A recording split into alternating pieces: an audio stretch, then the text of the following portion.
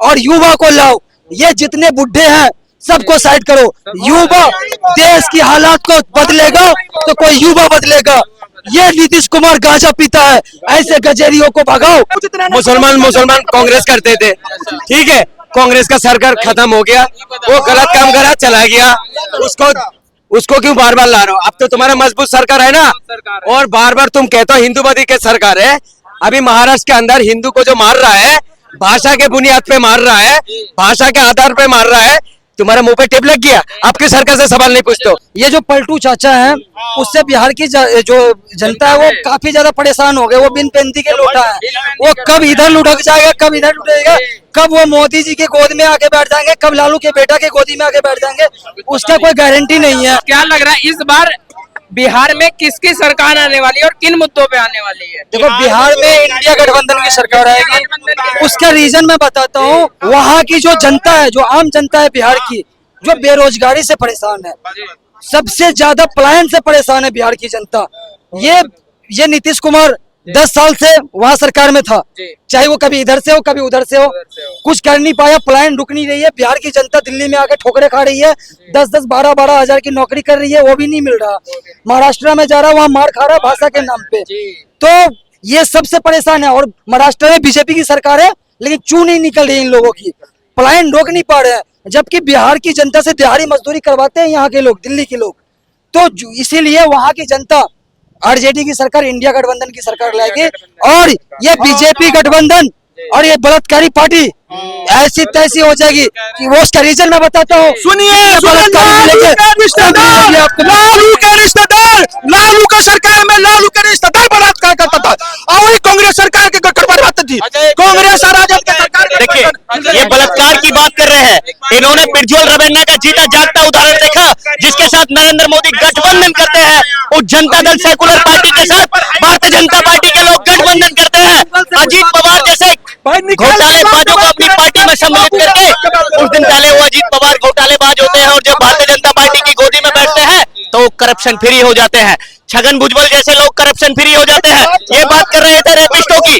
3000 के above rapist, rape करने वाले वीडियोस प्रज्वल रवेन्ना के इस देश के अंदर बरामद होते हैं, और वो भारतीय जनता पार्टी के साथ अलायंस करते हैं, और भारतीय जनता पार्टी के नरेंद्र मोदी उनको सम्मानित कराते हैं, सम्मानित कराते हैं, सम्मानित कराते हैं। मैं कहना चाहता हूं, जब रेपिस्टों का आप विरोध करते हैं प्रधानमंत्री मोदी जी, जब रेपिस्टों का आप एक तरफ से कहते हैं कि बेटी बचाओ बेटी पढ़ाओ, बेटी बचाने वाला बेटियों का यौन शोषण करने वाले लोगों के साथ आप मिलकर इलेक्शन लड़ते हैं। ये कौन सी दोहरी राजनीति करते हैं प्रधानमंत्री जी?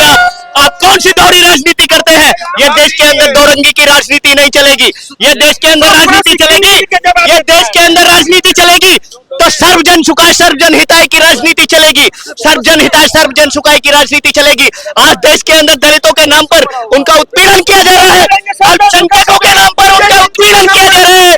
भारतीय जनता पार्टी के लोग देश के अंदर डिवाइड एंड रूल की राजनीति करना चाहते हैं, हिंदू मुस्लिम को बांटना चाहते हैं, हिंदू को हिंदू से बांटना चाहते हैं, मुसलमान को हिंदू से बांटना चाहते हैं। ये भारतीय जनता पार्टी की गंदी राजनीति। भारतीय जनता कांग्रेस पार्टी हिंदू मुसलमान के नाम पर, कांग्रेस और नेहरू दोनों भाई देश को बंटवारा करके प्रधानमंत्री बन गए। हिंदू मुसलमान के नाम ये कांग्रेस बनेगा। पूछना चाहता हूँ, उस टाइम भी भारतीय जनता पार्टी अपोजिशन में थी। मैं पूछना चाहता हूँ, उस पर भी समझौते पर। एक मिनट, ये जो कह रहे कांग्रेस पार्टी ने जाति, धर्म और जाति के नाम पे बंटवारा कराया था।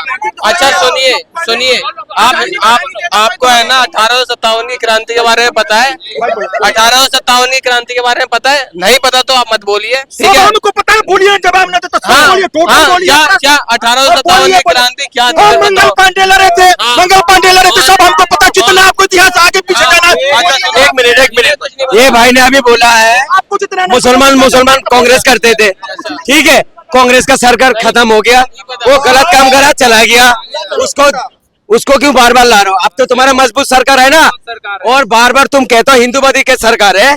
अभी महाराष्ट्र के अंदर हिंदू को जो मार रहा है, भाषा के बुनियाद पे मार रहा है, भाषा के आधार पे मार रहा है, तुम्हारे मुंह पे टेप लग गया। आपकी सरकार से सवाल नहीं पूछते हो। वो तो मुसलमान नहीं मारे, हिंदू मार रहे सबको, आप क्यों नहीं बोलते हो? क्यों नहीं बोलते? सुनिए, ये लोग देखिए, मैं तो एक बात कहना चाहता हूँ। एक तरफ भारतीय जनता पार्टी के नरेंद्र मोदी जी गंदी राजनीति करते हैं, एक तरफ कहते हैं बेटी बचाओ बेटी पढ़ाओ का नारा इस देश के अंदर 11 वर्षों से हम उनका सुन रहे हैं, लेकिन आज तक ना तो बेटी बची है, जब बची नहीं तो पढ़ेगी कहां से? जब पढ़ने के लिए जिंदा रहना जरूरी है। आज बेटी मर रही है। आज प्रधानमंत्री मोदी जी आपको शर्म आनी चाहिए। एक तरफ बेटी बचाओ बेटी पढ़ाओ का नारा देते हैं और बलात्कारियों के साथ मिलकर, प्रज्वल रवेन्ना जैसे लोगों के साथ मिलकर आप इलेक्शन लड़ते हैं, member of parliament of Lok Sabha का इलेक्शन लड़ते हैं। ये दोहरी राजनीति क्यों कर रहे हैं?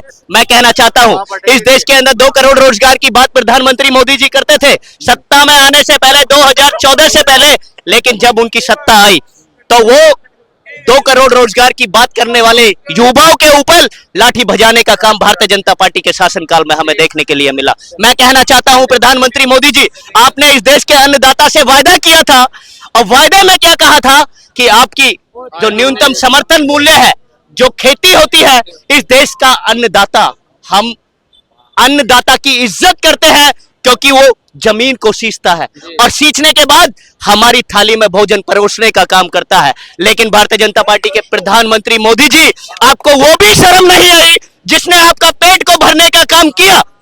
जो आपके पेट के अंदर रोटी भोजन पहुंचाने का काम करता है, उसको भी आपने शर्मसार करने का काम इस देश के अंदर किया। जब आपने वादा किया था 2014 के अंदर, तो उस वादे के लिए, जब उस वादे के लिए प्रधानमंत्री मोदी जी आपके दरवाजे खटखटाए, उन लोगों ने दरवाजे खटखटाए, देश के अन्नदाता ने दरवाजे खटखटाए, आपके कृषि मिनिस्टर नरेंद्र तोमर का दरवाजा खटखटाया, तरह तरह के मिनिस्टर्स के दरवाजे खटखटाए, लेकिन प्रधानमंत्री मोदी जी आपके कान पर जू नहीं रहेगी। आने वाला विधानसभा चुनाव है बिहार का।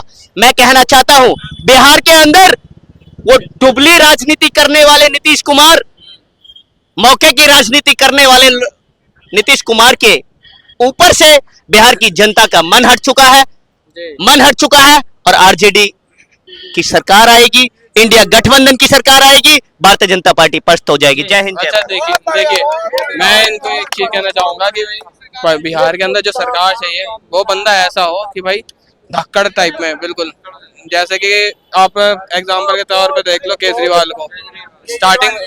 स्टार्टिंग में जब आया था, हाँ माना कि अभी कुछ एलिगेशन लगे हैं जो कि साबित नहीं हुए, ठीक है, सत्य भी नहीं हुए, बस शक के आधार पे उठा के उनको जेल में डाल दिया। है बिहार की सरकार केजरीवाल की तरह हाथ में होनी चाहिए ऐसे शख्स के। देखिए, जो बिहार का चुनाव है, मैं बिहार की जनता से यही अपील करूंगा कि अगर 10 बार सोचना पड़े ना, 10 बार अगर आपको सोचना पड़े, बिहार की जनता को मैं कहूंगा अब जरूर सोचना, लेकिन वोट देने से पहले एक बार दिल्ली की तरफ जरूर देखना कि ये दिल्ली में भारतीय जनता पार्टी चुनाव के टाइम में हजारों वादा किए थे और चुनाव जीतने के बाद वो गरीबों के साथ किस तरीके की हरकत करना शुरू कर दिए हैं। ये इसको एकदम जहन में रख करके वोट देने जाना बिहार की जनता, क्योंकि 5 साल का फ्यूचर आपके हाथ में है और आपके पास अभी मौका है। ऐसी सरकार मत ले आना जो गरीबी खत्म करने के बजाय गरीबों को समाप्त करने का काम करे।